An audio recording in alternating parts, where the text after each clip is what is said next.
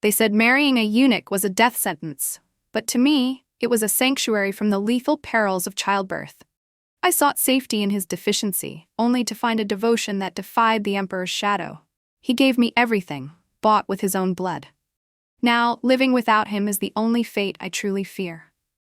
When I was 16, I was carried in a small sedan chair to the private residence of the young eunuch, Julian Jiang. Julian Jiang was the godson of the Grand Eunuch, Victor Y. Y's power was immense, and my father, a greedy and lecherous county magistrate, was desperate to find a powerful patron before an upcoming audit exposed his embezzlement.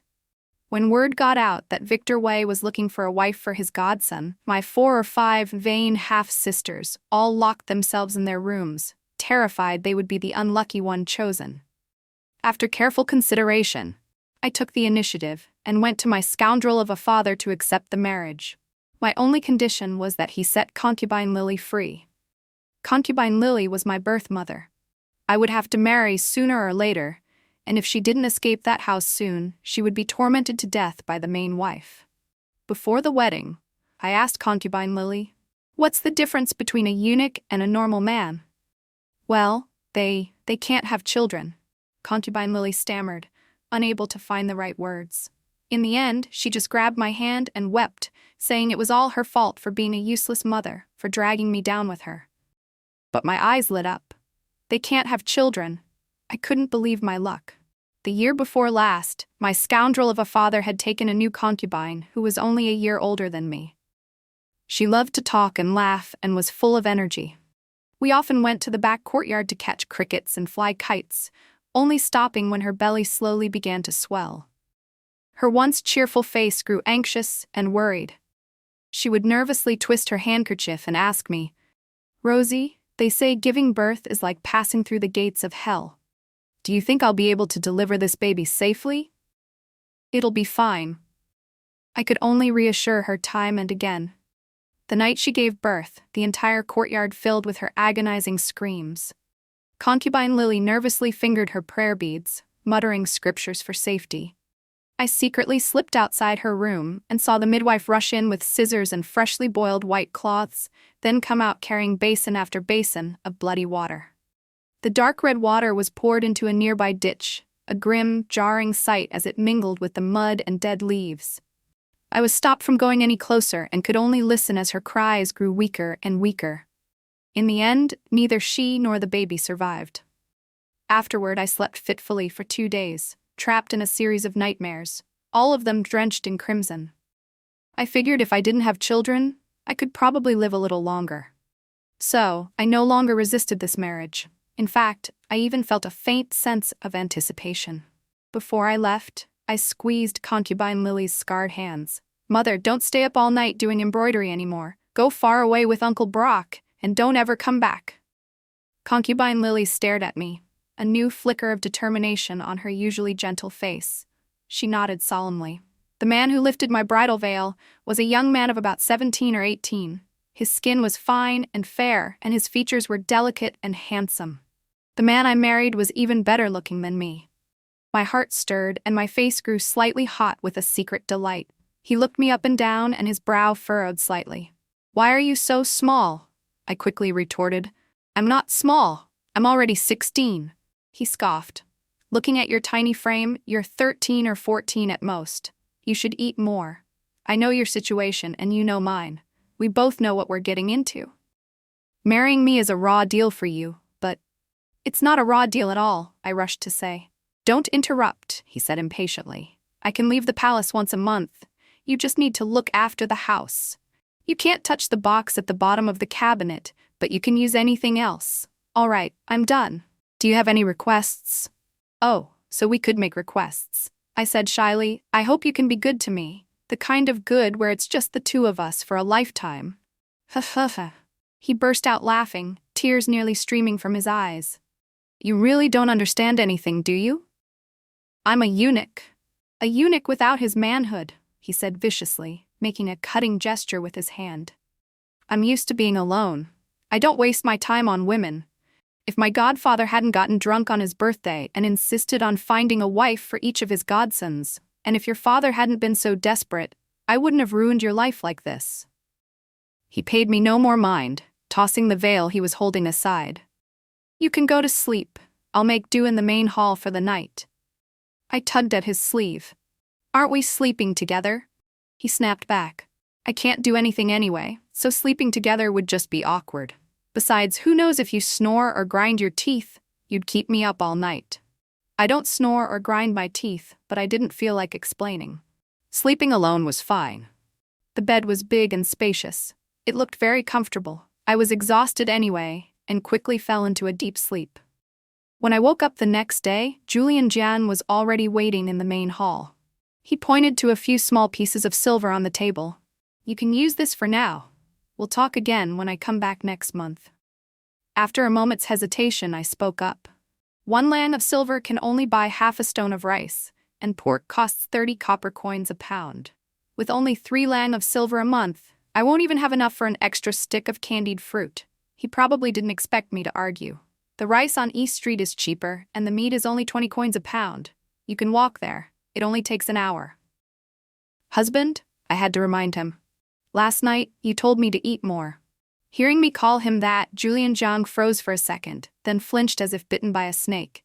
"Don't call me that, it sounds wrong." "Then, my lord?" "Whatever, call me what you want," he said, scratching his head. After a long pause, he added, as if it pained him, 50 more coins, not a single coin more." He walked to the door, then turned back with a mischievous smile. "Be careful, eat too much candy and you'll get a toothache." From that brief encounter, I discovered that Julian Jian had all the common afflictions of a eunuch: insecurity, suspicion, and greed. But that was fine. He wasn't lecherous or cruel, which happened to be my biggest fears. I decided I would make a good life for us. He might not like me now, but I believed I could win his affection eventually. In my father's back courtyard, an unfavored daughter of a concubine learns to do everything for herself. I used the money from my embroidery to buy a bundle of vegetable seedlings and planted them neatly in our yard. I also built a small chicken coop in a corner and bought a dozen chicks to raise. Finally, I took in a lame stray dog. When Julian Jiang returned a month later, he was stunned to see the house transformed, brimming with new life. I quickly grabbed the dog, which was baring its teeth and barking at Julian Jiang. "Goldie, stop barking. This is my husband, and your master too." The annoyed look on Julian's face froze. Finally, he managed a sarcastic jab.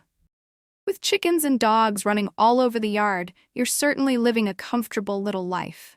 I grinned at him. "It's not my little life, it's our little life." I pulled him into the main hall. "I knew you were coming back from the palace today, so I made dinner early. I simmered this chicken soup all morning. Would you like to try it?"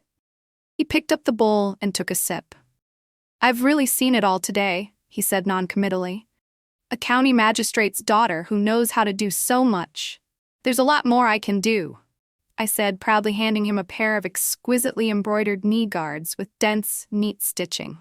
He took them, confused. "Are these for me?" "I saw you rubbing your legs last time. You need to be nimble on your feet when you're on duty in the palace." I turned the knee guards over. Inside each one, I had embroidered a lifelike peach blossom. "This way, whenever you see this, you'll think of me and come home early." "Home." He repeated the word, his expression unreadable. Finally, he muttered awkwardly, "Who has nothing better to do than to look inside a pair of knee guards?" He still slept in the outer room that night. The walls weren't soundproof. I could hear him tossing and turning on the chair, unable to sleep for a long time. When it was time for Julian Jiang to leave, he stood at the door, hesitating for a while. Finally, he untied the money pouch from his waist and said with a stern face, "It's not easy for me in the palace. Be frugal with this." As soon as he left, I hurried to count the money. There were 10 lan of silver inside. I tucked it away with glee. Soon after, Julian Jiang had someone send me a gift in return. It was 4 small jujube pastries wrapped in oil paper, with a note inside. Written in crooked characters, it said, "A gift from the Empress. I don't like sweets, but it's a shame to let them go bad." I burst out laughing. I could just imagine him, pressing his lips into a thin line, reluctantly writing those words to make sure I didn't get the wrong idea. The jujube pastries were already a bit dry, but as I ate them in small bites, they still tasted incredibly sweet. Julian Jiang was just a bit awkward, but he was easy enough to get along with. However, not every woman who married a eunuch was so fortunate. At the end of the alley, there was a larger, more imposing residence. The owner was also a eunuch, a skilled martial artist who was highly regarded by Victor Wei. He had also taken a wife, the daughter of a fabric shop owner. She was shy and timid, never daring to look anyone in the eye. This eunuch had the same days off as Julian Jiang. Whenever he came back, the young wife's painful screams would echo through the alley. I wrapped my quilt tighter, but I could still hear those shrill cries. "Husband, shouldn't we go check?" "Don't meddle in other people's business," Julian Jiang said coldly. "But I can't afford to provoke him," he sighed. He lay down beside me, fully clothed, and covered my ears with his hands. "Don't be afraid. Is this better? You can't hear it now, right?" My back was pressed against a warm chest that carried a faint, cool scent that was both strange and familiar. I instinctively turned my head and saw the tips of his ears were slightly red and his eyes were shining in the dim light. He snapped awkwardly. "What are you looking at? Turn around." My heart was pounding and my cheeks were inexplicably hot. I turned back around, not daring to move. His hands were also trembling slightly. He wasn't as calm as he pretended to be. We stayed in that strange position and slept through the night. The young wife couldn't take the torture any longer and escaped while the eunuch was back at the palace. Her face bruised and swollen, she knocked cautiously on my door. I didn't ask any questions. I just gave her all the money I had on me. In a world where eunuchs held so much power, I heard she was eventually caught and brought back. But I never saw her again. I didn't dare to think about her fate, nor did I want to. Julian Jiang was cautious and didn't want to cause trouble, but some confrontations are impossible to avoid. For lending her money, the eunuch developed a grudge against me. One day, he got drunk and kicked open my gate, his eyes bloodshot. "So you're the wife Julian Jiang took? Not bad looking. You dared to encourage that bitch to run away. Today, you can take her place." He lunged at me, his breath reeking of drink. Goldie bit down hard on his leg, tearing off a piece of flesh. The eunuch roared in pain and struck the dog with his palm. Goldie collapsed, his eyes wet as he looked at me. He didn't even close them when he died. Julian Jiang, who had been weeding in the back, ran in, staring in shock at the scene. The eunuch wasn't afraid. Instead, he laughed maniacally. "Precious, you're just in time. Just sit there and watch. I'll show you how a woman should be handled." Julian Jiang's face turned icy. He rushed forward and dragged the man off me. The eunuch's fists rained down on him, but Julian gritted his teeth and held on tight. He spat out blood and yelled at me. "Go! Run!" I steeled myself. Seizing the moment while the eunuch was distracted, I pulled the pin from my hair and stabbed it viciously into the back of his head, again and again. The eunuch quickly stopped breathing. Seeing what had happened, Julian Jiang, ignoring his own pain, found a dagger and plunged it into the eunuch's body several more times. Then, he held me tightly as I trembled. He soothed me, his voice low and gentle. "Don't be afraid. Don't be afraid. Remember, I'm the one who killed him." We secretly buried the eunuch on Back Mountain. But you can't wrap fire in paper. Julian Jiang was eventually arrested and thrown into prison. As they shackled him and led him away, he looked back at me, his expression complicated. Finally, he looked away and silently mouthed one word to me. "Go." I didn't leave. I took the deed Julian Jiang had given me, gathered all the silver I'd brought from my family, over 100 taels, and found a way to plead my case with Victor Wei's wife. In a bright and lavish room, a richly dressed middle-aged woman stood by the window, teasing a lark that sang sweetly in its cage. Her still charming face held a faint, mocking smile. "This is the first time I've seen a woman plead for a eunuch. If your precious husband really dies, wouldn't you be free?" I shook my head. "My husband is very good to me. I can't betray him." "So young," Madame Wei laughed, her voice thick with scorn. "And in love with a eunuch?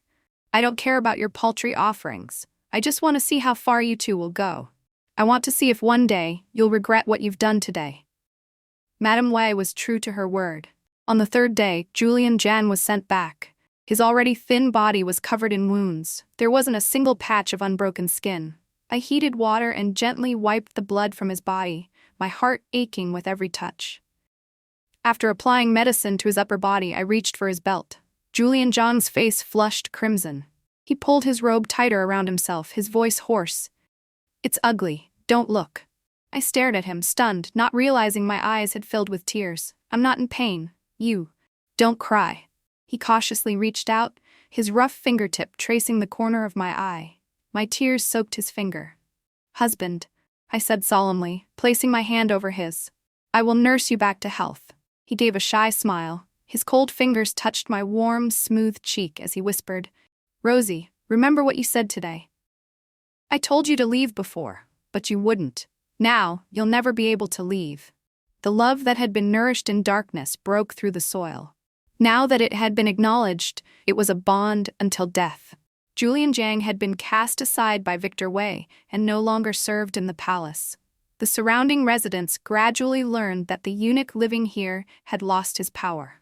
The crowd, already resentful of officials, had finally found an outlet for their frustration.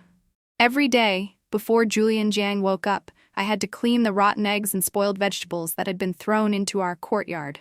When I went out to buy food, gossiping women would curse me for being shameless, not to mention the leering gazes from some of the men. Julian Zhang was still inside, recovering from his injuries. He couldn't know about any of this. So I always forced a smile and acted as if nothing was wrong when I went to change his dressings. But he slowly began to notice. He grew sullen, and his gaze turned colder by the day. Only when he looked at me would a trace of gentleness return. After a while, the trash stopped appearing in our courtyard. I was happy for a few days, but it turned out our neighbors had just found a new method of torment. I was in a deep sleep when Julian Zhang shook me awake. "Rosie, wake up. Someone had set our house on fire." Perhaps the person only meant to scare us at first, but the weather was dry, and a single spark could cause a disaster. The fire grew larger and larger. The wood crackled and snapped as beams fell from above. Julian Jian shielded my head with his hand, and we limped out together, supporting each other. The deed, the silver, the box from the bottom of the cabinet, we couldn't save any of it. The other things didn't matter, but the part of him treasured in that box had once been part of his body. Julian Jiang had once told me that as a eunuch, he'd have no one to burn paper offerings for him after he died. He wanted that part of him buried with him, so he could be a whole man in his next life. Now he stared blankly at the flames. I felt as if he might burst into tears at any moment. He had no hope in this life, and now even his hope for the next was extinguished. I grasped his hand tightly. "Husband, you still have me." With our hair disheveled and our faces smeared with soot, we looked like lost souls on the bridge of helplessness. He looked at me, then raised his long, slender hand and gently stroked my hair. He pulled me into his arms and let out a low laugh.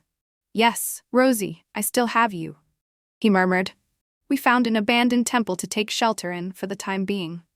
I pawned the only valuable thing I had left, a pearl hairpin, for some medicine and food. As I chewed on a steamed bun, I changed his dressing. "Husband, you used to live in constant fear in the palace. Being free of that life might be for the best. I'm resourceful. I'll work hard so we can have a good life." "Silly girl, that's something a man should say." He lifted his gaze. His dark eyes filled with a chilling coldness, the gentleness of the past completely gone.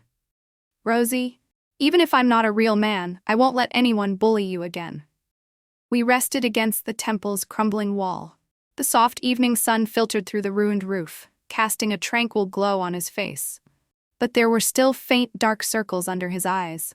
He hadn't slept well in a long time either. I had woken up by chance one night to find him secretly cleaning the trash in the courtyard, just so I could sleep a little longer. He never said a word, but he remembered every kindness I showed him. I looked at his sleeping face and smiled. I remembered every kindness he showed me too. Later, he went to see the third prince. There were only two princes with a real chance at the throne. The first prince, who was weak-willed but had powerful backing, and the third prince, who was shrewd and capable, but came from a humble background. Victor Wei had secretly sided with the first prince, so Julian Zhang chose the third prince. The tasks he had performed for Victor Wei, the people he had met, while not state secrets, This knowledge became his offering to prove his loyalty. The third prince was in need of capable people and naturally did not refuse. With the prince's help, Julian Jiang found an opportunity to beg his adoptive father to let him return to the palace. On the surface, he was still one of Victor Y's men, but secretly, he was passing information to the third prince. He saw my worry and traced the curve of my earlobe with his cold fingertips, the touch light but with a hint of playful intimacy. "It is dangerous, but at least you won't have to worry about food or clothing, Rosie." One day, Julian Jiang came home a little late, smelling faintly of alcohol. "I had a few drinks with my colleagues. Here I bought you some walnut crisps." He had probably had more than a few drinks. He held up the pastry in his hand as if presenting a treasure. I took it happily. I had only taken a small bite when he suddenly leaned in and from my hand ate the rest of the crisp bite by bite until he was staring right at me. When our lips touched, a tingling sensation spread through me. I even felt a little dizzy. I asked hesitantly, "Husband, can you still feel desire?" Julian Jiang knew what I meant. "Yes," he said honestly. He immediately proved it with his actions. Our breaths mingled as we stood impossibly close. He took a deep, shuddering breath, looking at me like a satiated beast, unable to control himself, yet filled with shame. "But Rosie, I'm sorry. This is as far as I can go." My heart ached for him, yet I felt a surge of shyness. I quickly wrapped my arms around his neck. "Husband, it's enough." 2 years later, the struggle came to an end. The third prince ascended to the highest seat of power. Seeing that all was lost, Victor Wei had no choice but to take poison. Before he died, he forced Madame Wei to hang herself. Julian Jiang was appointed chief eunuch. After foiling an assassination attempt by the first prince's remaining followers and saving the new emperor's life, he became a new favorite at court. He took over Victor Wei's position, commanding all the eunuchs in the palace. As his power grew, we moved into a more magnificent house filled with gold, silver, and jewels. But I didn't feel any happier. I only felt a faint sense of unease. One afternoon I was reading under the veranda when I felt a sudden coolness on my neck. A long arm wrapped around my waist. "Reading again, Rosie? What is it?" My lips trembled for a moment before I stammered, "The biographies of male favorites." The look on Julian Jiang's face was beyond mere shock. I wanted to see how they rose to power, what they relied on most, why the emperors favored them, and why they all met such tragic ends. Gathering my courage, I blurted it all out. "I want to know, if I were them, what I could do to ensure a peaceful end." Julian Jiang looked at me thoughtfully. The veranda was quiet, save for the soft chiming of the beaded curtain in the wind. "I am indeed in the eye of the storm now, where my life and death are not my own. But I am not one of those favorites, and the new emperor will not let me become one. The only thing I can guarantee is that you, Rosie, will be the one who meets a peaceful end. No, the person I want to live a long, good life is you," I thought. But in the end, I only sighed softly and said nothing. Julian Jiang stopped accepting gifts. Even so, someone, after much deliberation, heard that Director Jiang doted on his wife and assumed he had a certain taste for such things. They sent 2 beautiful courtesans to our residence. Seeing the 2 lovely women shivering in thin clothes on a snowy day, forcing smiles onto their faces, I asked angrily, "So now the precious gifts have turned into beautiful women. Is the great Director Jiang accepting or not?" He smiled, sent the women away, and pulled me into his arms, whispering in my ear, "Why are you angry, Rosie? My heart has room only for you."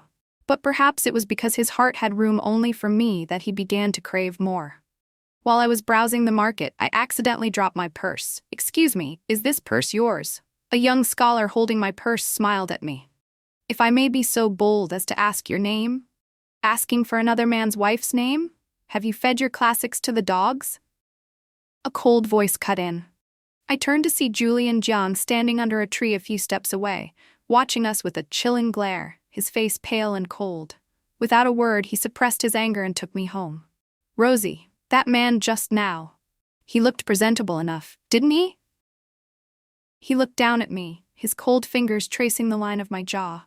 His touch was light, but it compelled me to meet his gaze. I leaned my face against his hand, soothing him over and over until he slowly calmed down. "Rosie, don't get close to other men. Don't even talk to them. If you truly meet a man you like, at least wait until I'm dead, then you can go find him. All right? He pleaded, his eyes begging. I shook my head. Husband, I won't find anyone else. I'll only ever be with you in this life. Hearing this, he held me in a tight, contented embrace, as if he wanted to embed me into his very being. He also assigned more men to watch me day and night. No matter where I went, several people followed my every step. I didn't like the feeling of being watched. After a few days, Julian Jiang noticed my low spirits and relented, withdrawing the men. But on the nights he wasn't on duty, he would rush back to sleep, pressed tightly against me. One night, I woke up thirsty and got up for a drink of water. When I turned back, I saw him sitting up, watching me intently, like a child afraid of being abandoned. I sighed and held him as I laid him back down.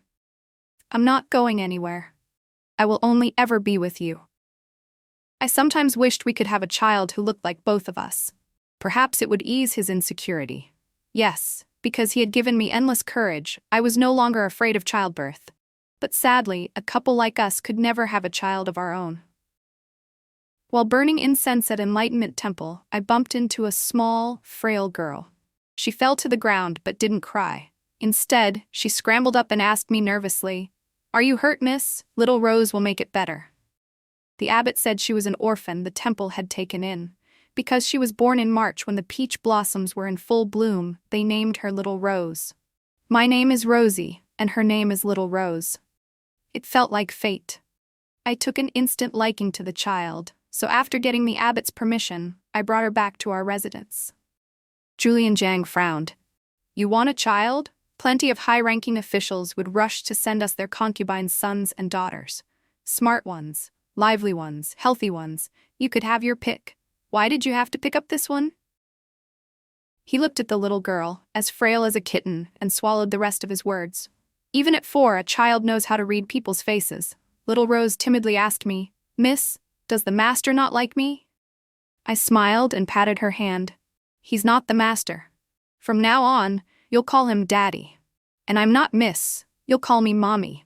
Who wouldn't like someone as cute as Little Rose? Then I tugged at the corner of the bigger one's sleeve to soothe him. Husband, you used to complain I was too small and skinny too.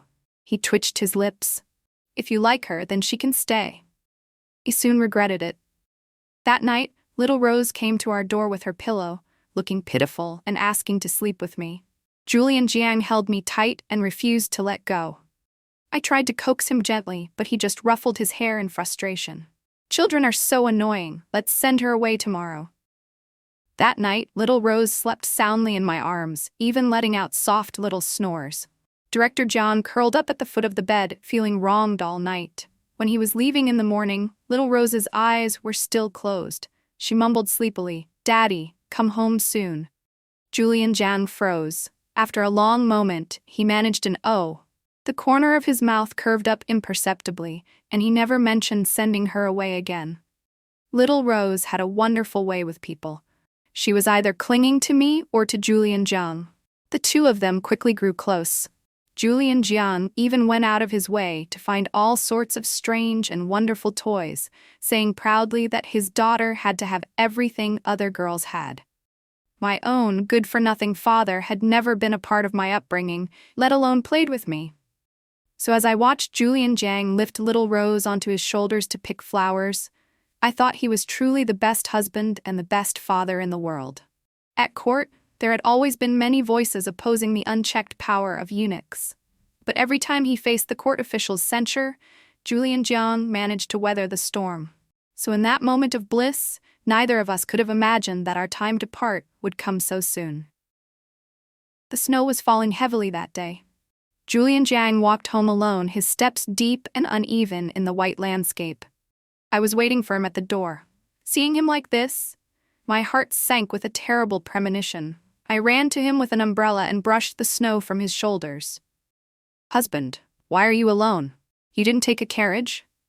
He took the umbrella and said faintly, "The snow is heavy, I couldn't find one. I just wanted to come back and see you sooner." He was different that night.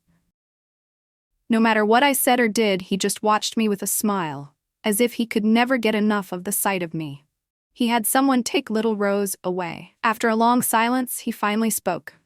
The emperor has granted me a final dignity. He has allowed me to see you one last time." As he spoke, dark blood trickled from the corner of his mouth. "Husband!" I cried out in disbelief. This was the deal the emperor promised me long ago. He put me in the position of chief eunuch to take over Victor Y's network, uncover all the details, and then hand everything back to him. The condition was that he would let you go. After court adjourned today, he suddenly said the time had come. How cruel. He wouldn't even give me one more day. I thought I could arrange a little more for you and little Rose. Julian Jiang gave a bitter smile. "Rosie, I only have an hour left. Will you stay with me?" Fighting back my tears, I helped him sit down slowly under the peach tree. "People will be here soon to confiscate everything. You can't fully trust the emperor's word. I've left money for you at an underground bank. You and little Rose must go far away from the capital, so he doesn't think of you again. Rosie, if there is a next life..." I was already sobbing uncontrollably. "If there is a next life, I will still be with you." "Rosie, what if I'm still?" "I don't care, husband, I only want you, as long as it's you." He smiled. "I should have died in that prison all those years ago. To have had these years with you is already a blessing. My Rosie, you must live on and live well." His cold hands tried to reach for my forehead one last time, but they fell midway. Then he gently closed his eyes and grew cold in my arms. A bone-deep chill seeped from his body into mine. Julian Jiang was gone. He was dead. As this reality sank in, it felt like a hole had been torn in my chest. There was no gut-wrenching pain, just a coldness that froze my very organs. An infinite emptiness spread through my heart. I felt as if I were being lifted into the sky by a dark cloud. I fainted.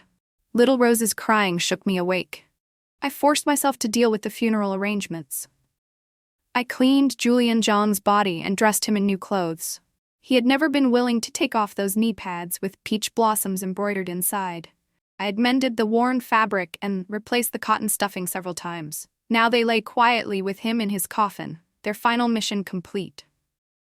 Little Rose and I accompanied his coffin for 7 days to Southwood City, his hometown. It was a small city perpetually shrouded in a misty rain. The intrigues and killings of the imperial court felt as distant as an unreal dream. I donated most of the money Julian Jiang had left us to a local charity. With the rest, we bought a small courtyard at the edge of the city. We buried him by a grove of wild peach trees on the back mountain next to our yard.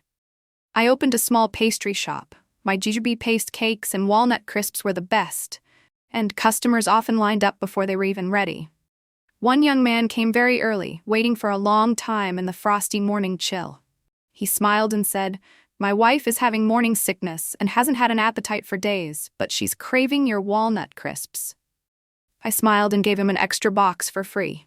He reminded me of a dusk after the rain long ago.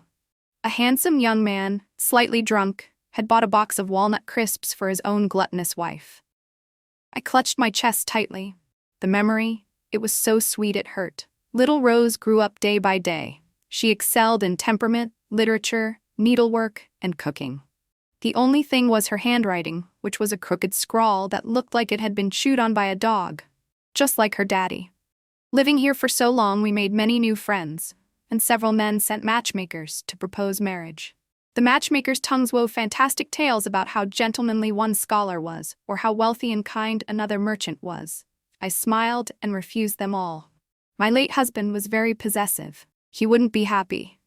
Because I once found a treasure and no one else in the world could ever compare. A treasure, Julian. You see, you wanted me to live well. I've been doing good deeds. I am living well. One day, as I was combing my hair, I found a jarring white strand among my dark locks. Before I could feel sad, I heard a thud at the door. Someone had collapsed there. Many famine refugees had recently come to the city. The person who had fainted from hunger was a boy of about 14 or 15, sallow and emaciated, his clothes in tatters. He was likely one of them. We took him in. Who would have known that little Rose and this boy, after initially disliking each other, would eventually fall deeply in love? One would not marry unless it was her. The other would not wed unless it was him. I made a bright red wedding dress for little Rose and sent her off in the bridal sedan that came to claim her. Through her shy, happy smile, I seemed to see myself, 14 years ago. Back then, my heart was filled with nervous anticipation, rising and falling with the sway of the sedan chair, wondering what kind of person I would meet, what kind of life awaited me. My heart was a mix of many emotions then, but regret was not one of them. It still isn't. Little Rose soon had a child. His skin was wrinkled, with yellowish crusts between his eyebrows. When he yawned, his whole little face turned red. I never knew newborn babies could be so ugly, and yet so adorable. The young couple discussed it with me, and decided that their children would all take the surname Zhang. I went to the peach tree grove to tell my husband the good news. He didn't have to worry. We would always remember him. Even when I'm gone, when little Rose is gone, there will be someone to remember him as an ancestor, to burn paper offerings for him during the festivals. He would never be alone. I leaned against a peach tree and spoke softly, but there was no gentle voice to answer me. Only peach blossoms, stirred by the wind, fell softly onto my hand. The children grew up one by one, and the young couple took over the pastry shop. I had more time to spend with him. My energy dwindled, and my memory grew worse. I meant to bring him the new peach blossom wine I'd made, but when I opened the box, I found I had packed an empty teapot. Even this path, which I could once walk with my eyes closed, seemed to have grown exceptionally long, and I nearly tripped and fell. The sun was strong, and its light filtered through the mottled branches, making my eyes ache. Unconsciously, tears began to well. Perhaps it won't be long now before I can go and be with him. Thankfully, it will be soon. Finally, it will be soon.